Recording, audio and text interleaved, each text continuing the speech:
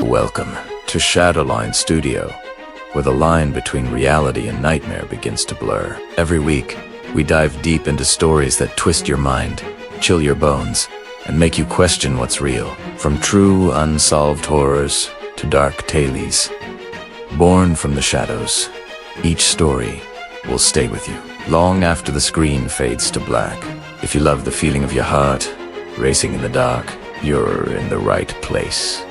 So go ahead, hit that subscribe button, turn on the notification bell, and join the growing community of those who dare to listen after midnight. Because here at Shaowline Studio, once you step into the shadows, there's no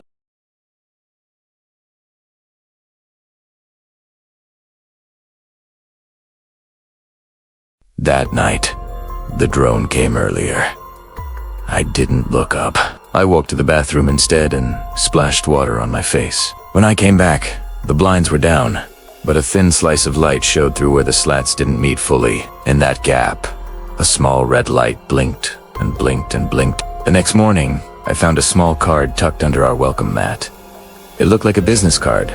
No logo, just a printed photogranny, slightly warped like it came out of a cheap printer. It was a picture of me at my desk taken through my window, the blinds half open, my head bent over the keyboard. The angle was from the second story height.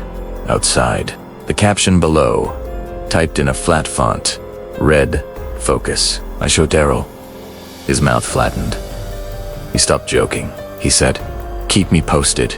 And he meant it. A week later, the drone made a mistake. It was windy branches, tossing, the kind of wind that pulls power lines into a slow jump.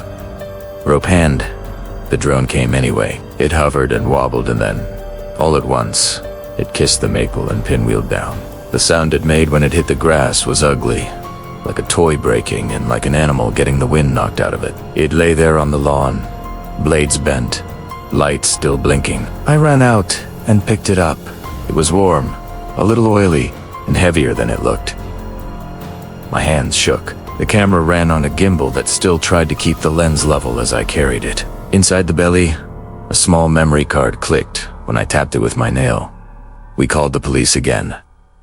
An officer came. He took the drone, took my statement, and told me to add it to the report. "If someone comes to claim it, we'll have a talk," he said. He didn't sound hopeful. I asked about the memory card. He said they needed a warrant to look at it if someone claimed it. If no one claimed it in 90 days, it would be considered abandoned. That night, Darrell knocked on our door with a face like he'd seen a ghost. He had his old laptop in his arms. "I know a guy at the station," he said. "He's going to get fired one of these days for how casual he is." But he slid a memory card across our table. I recognized the little nick on the edge. He'd pulled the footage. He shouldn't have. "I'm not supposed to have this. You didn't get it from me." We watched it together. The first clips were calm. Houses like ours. Backyards. Second-story windows. Eat. Move it. Slow. The camera held still too long sometimes, like the pilot forgot they were recording because they were just looking. Then, our house appeared. My window. The camera zoomed a little, in and out, like a breath. Other clips showed other people.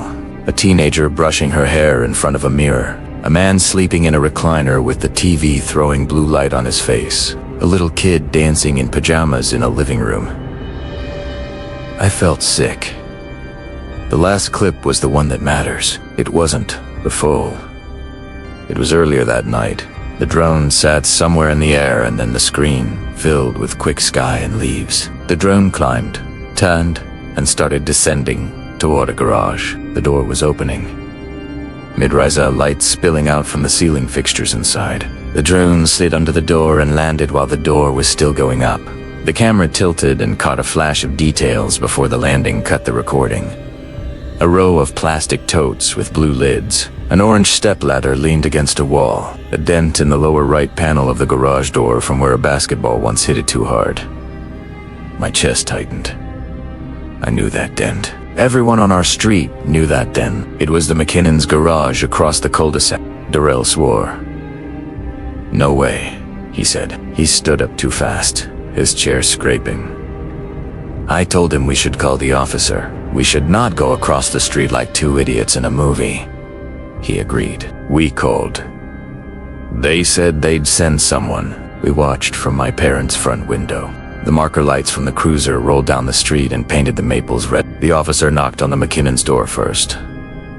Mrs. McKinnon answered in a robe. She looked bewildered. She called her husband from upstairs. He came down, rubbing his eyes. They stepped into the garage with the officer. The door opened fully. We could see the blue totes, the orange ladder, the den. We could see them bending to look under a work table. The officer walked out and shook his head toward our house, like he didn't want to say it aloud. He'd found nothing. He came back later to tell us. They didn't see a drone, a case, a controller, or a charger. He said the McKinnons were cooperative. They were willing to let him look around. Did. He said the dent could be in any garage door. I wanted to scream. I didn't. At 2 a.m., my phone buzzed. Another text from the same unknown number. Wrong home. No emoji. No flourish. Just that. I moved out a week later. It felt like giving up, but I couldn't sleep. Every small sound made me sit up and listen. My parents put a new lock on my old window for me after I left. Darrell waved me off the day I packed my car. He lifted his hand like a salute and told me to keep my blinds closed for a while in the new place just to be safe. The drone footage stayed with the police. I didn't ask Darrell to get me a copy again. Some lines shouldn't be crossed twice. 3 months later, on a Sunday morning, my mom texted me a photo. It was of their doormat.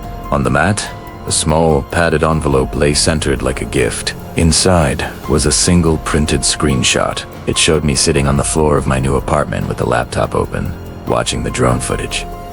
It was taken through my blinds. The angle was too low to be from a window across more, like from the bushes at ground level. The words under the image were typed in the same plain font as before. Now, I know.